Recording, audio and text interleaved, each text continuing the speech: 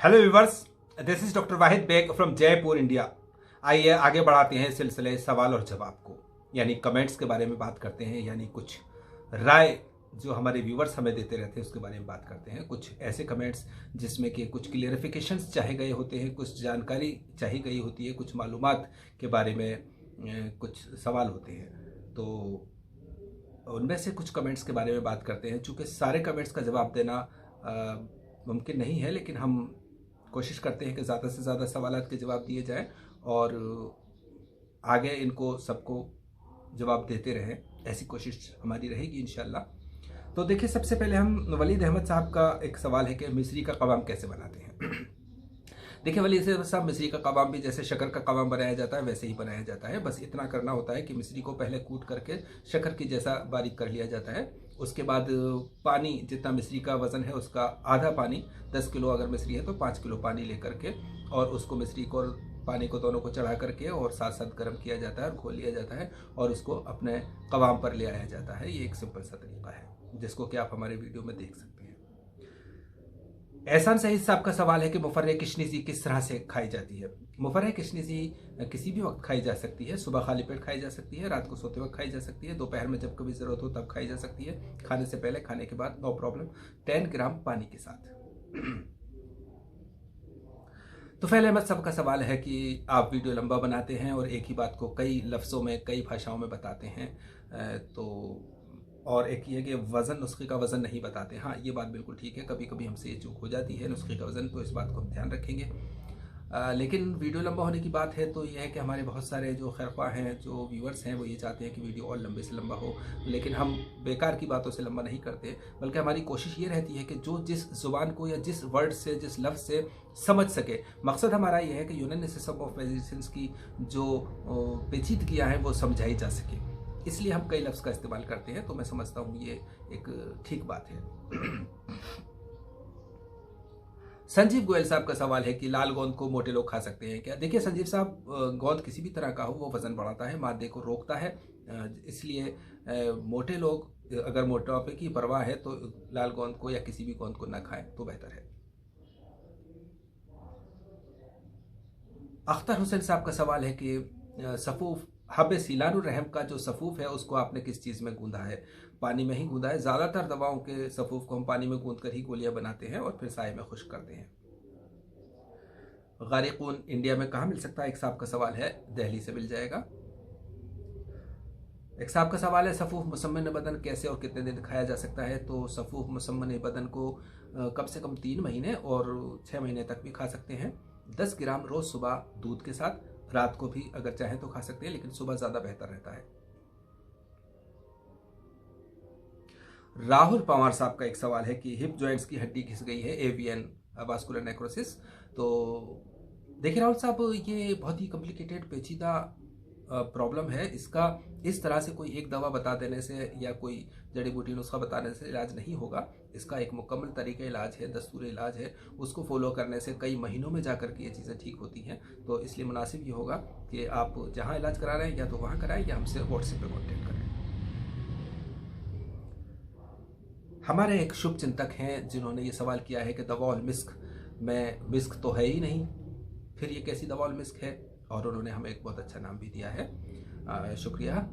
तो इनफैक्ट आप यूँ समझ सकते हैं कि कुछ न था तो खुदा था, कुछ न होता तो खुदा होता। दवाउल मिस्क में मिस्क नहीं डालने से बहुत बड़ा फ़र्क नहीं पड़ता। जब मुश्क नहीं थी तब भी दवाएं थी, मुश्क नहीं होगी तब भी दवाएं होंगी। मुश्क एक बैंड आइटम है जिसको कि हम यूज़ नहीं करते हैं, और आप अगर देखेंगे तो कंपनीज के जो दवाउल मिस्क हैं उन पे आप पढ़िए, ध्यान से पढ़िए, नुस्खे के नीचे लिखा रहता है विदाउट मुश्क। तो ये इसका नाम है मुश्क के साथ, वो ठीक है, तो वो नाम अब भी चलता है, लेकिन इसमें मुश्क नहीं होती है, कोई नहीं डालता है, और मैं तो नहीं डालता हूँ। मुश्क, अंबर, मस्तगी, ज़ाफ़रान, ये सब एक बदरक़े, मुस्लिह और मुआविन दवाएं हैं जिनको कि खुद मुफरत तौर पे बहुत कम इस्तेमाल किया जाता है। ज़्यादातर दवाओं की एफिकेसी को बढ़ाने के लिए, इफेक्टिव बनाने के लिए यूज़ किया जाता है। लेकिन अगर आपका नुस्खा सही है, आपकी तशख़ीस सही है, डायग्नोसिस सही है, आपकी दवाएं बहुत अच्छी क्वालिटी की हैं, तो फिर इन सब दवाओं की बहुत ज़्यादा ज़रूरत नहीं होती। बेशक अगर होंगी तो फ़ायदा करेंगे, इसमें कोई डाउट नहीं है। होना अच्छा है, लेकिन नहीं है तो भी बात बन जाती है, काम होता है।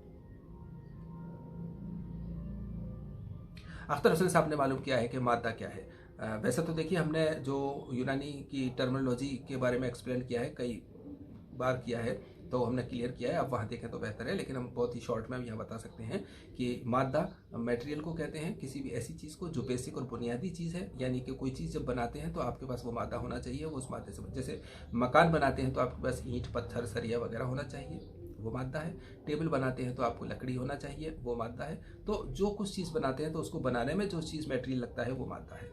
मादा एक अरबी का लफ्ज़ है, जिससे कि मादा परस्त यानी कि दुनियावी आदमी या मटेरियलिस्टिक, इसका अपोजिट है स्पिरिचुअल या रूहानी यानी दीनी आदमी। तो दीनी और दुनियावी दो बातें आप समझ सकते हैं इससे। तो मटेरियल वो होता है जो दुनिया की चीज़ है, दुनिया में हर पाए जाने वाली चीज़ मटेरियल या मादा है।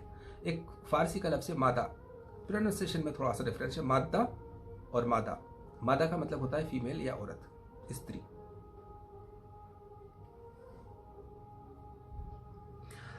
अख्तर हुसैन साहब का ही एक सवाल है कि मको और कासनी किस तरह से काम करती है। देखिए, वैसे तो दोनों ही मुदरे बोल है, लेकिन कासनी ज़्यादा अच्छी मुदरे बोल है। मको मुदरे बोल होने के साथ साथ रादे मादा भी है। कासनी मादे को अपनी जगह से हटा करके और फिर इखराज करती है। लेकिन कई बार ऐसा होता है, अगर कोई दूसरा उज़ू कमज़ोर है तो वो मादा, मान लीजिए मिसाल के तौर पे आप मैदे में से किसी मादे को हटाना चाह रहे हैं, स्वेलिन को, इन्फ्लेमेशन को हटाना चाह रहे हैं, लेकिन अगर जिगर कमज़ोर है तो ये मादा जिगर की तरफ जाकर मुंतकिल हो जाएगा, वहाँ रुक जाएगा, तो वो एक परेशानी बढ़ जाएगी। इसलिए एक बड़ी ही एहतियात के साथ इन सब चीज़ों को इस्तेमाल किया जाता है।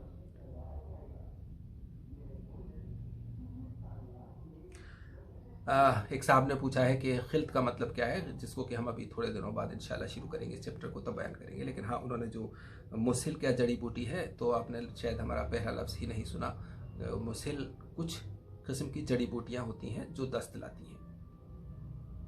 मुंजिस क्या है, ये भी एक सवाल है। मुंजिस कुछ ऐसी जड़ी बूटियाँ हैं जो मादे को नजुस देती हैं और उसको जिस्म से बाहर निकालने के लिए, नरम करने के लिए निकाली जाती हैं और उसके बाद मुसिल दिया जाता है। ये भी एक किस्म की जड़ी बूटियाँ होती हैं।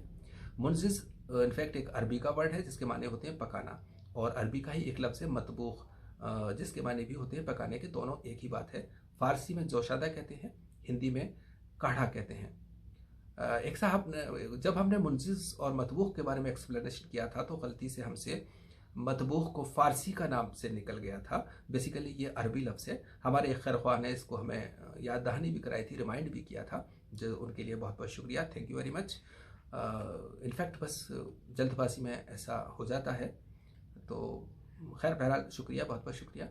और ये मुंजिस और मतबूख अरबी के लफ्ज़ है, जोशादा फारसी में कहते हैं, काढ़ा हिंदी में कहते हैं। कुछ जड़ी बूटियाँ होती हैं जो मादे को जिस्म से निकालने के लिए तैयार करती हैं। तो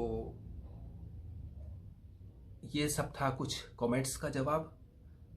बेसिकली हमारा मकसद है कि यूनानी सिस्टम ऑफ मेडिसिन को ज़्यादा से ज़्यादा पॉपुलर बनाया जाए, ज़्यादा से ज़्यादा इफ़ेक्टिव बनाया जाए, ज़्यादा से ज़्यादा लोगों को समझाया जाए, लोगों में इसके बारे में कॉन्फिडेंस पैदा हो और इसकी समझ पैदा हो।